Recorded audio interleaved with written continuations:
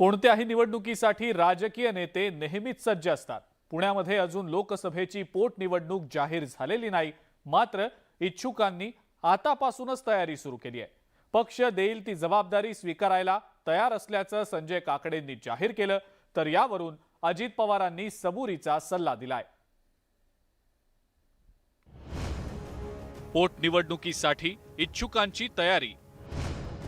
पुण्यामध्ये कुणाला मिळणार तिकीट?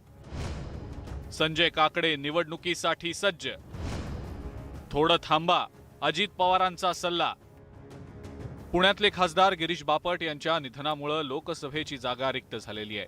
निवडणूक आयोगानं अद्याप पोटनिवडणुकीची रूपरेषा जाहीर केलेली नाही, मात्र भाजपमधील इच्छुकांनी आतापासूनच पोटनिवडणुकीचं तिकीट मिळावं यासाठी प्रयत्न सुरू केलेत। संजय काकडेंनी सुद्धा उमेदवारीसाठी शड्डू ठोकलाय।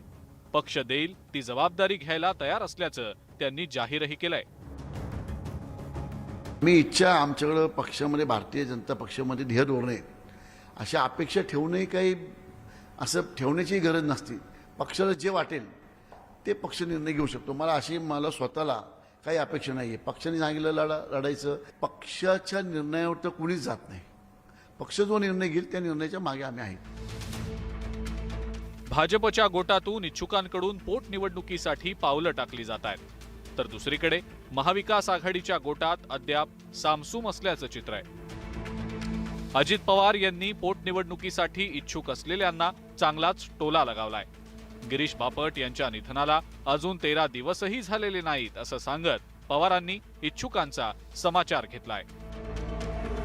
13-14 दिवस आपण थांबतो, त्याच्यानंतर चर्चा सुरू करतो।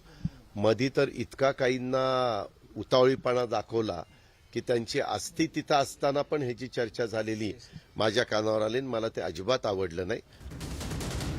पोटनिवडणुकीसाठी इच्छुकांनी आतापासूनच मोर्चे बांधणीला सुरुवात केली आहे, मात्र पोटनिवडणूक जाहीर झाल्यानंतरच भाजप कुणाला उमेदवारी देणार हे स्पष्ट होईल। मात्र तोपर्यंत इच्छुकांचे प्रयत्न सुरूच राहतील। Bureau report, news 18 Lokmat.